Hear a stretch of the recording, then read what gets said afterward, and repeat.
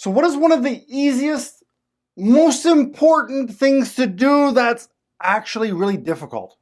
That's a question that was asked of me, and this is an unscripted, unplanned video for you. Welcome to the channel Leadership with Mike. On this channel, I help new managers to become better leaders and advance their careers with no nonsense sense, if that makes any sense. So the single most important thing that I think as an individual that you need to have is your North Star. Now, not the North Star that sailors use, but the idea is you know your truth. You know right from wrong. You know how to feel good when you go home.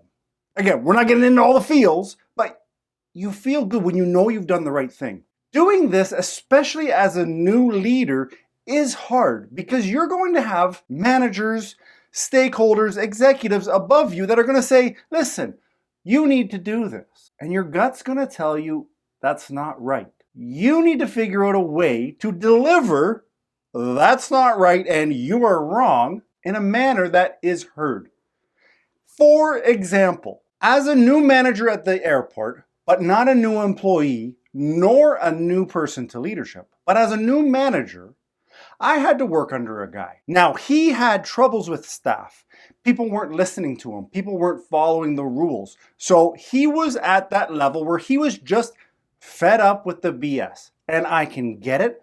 I appreciate it. But I had to make sure it was known that your battles are not my battles. Yes, we are on the management team together. But because you have had your limit and you are ready to discipline everybody for anything, I'm not there. I'm a firm believer of this is a new relationship with me and you. I am now a manager. I'm looking after you and I'm helping you. You're an employee and you need to work with me. Now, for me to come in and be on this other manager's level and be saying, oh, you did this wrong, here's your write-up. How do you think that's going to work for me? How do you think that's going to work with my career? It is going to be the biggest thorn because I'm coming in like an a-hole, like a jerk. Like in the other videos where we talk about like, don't be a jerk, this is the jerk move. Now, because I had previous leadership experience, it was easier for me to say, listen, manager, I understand the frustrations, I can see it, but I need to go about this my way. I need to make sure that I've laid out my expectations. I need to make sure that I've laid out to the staff what I need from them and what the consequences are if that doesn't happen. So for me, that's my true north. I know what I have to do. I can't be pushed into disciplining people when I'm not there. I understand as a team of managers. You may understand as a team of managers, this is what we have to do. But I would say if it doesn't fit, if it doesn't feel right for you, have the reasons and justify why you need to go about it a different way. The other thing is, if managers have always been doing something one way and it's not working, this is the opportunity for you as a new leader to say, whoa, can I try this? This is how I see this moving forward. Now, in my experience, or the situation that I was speaking of, I had to say, listen, I have no problem doing disciplines, but I need to follow this process. And I laid it out. I need to have a moment with the staff as a team to say, listen, elephant in the room, I'm new to this management team. Done.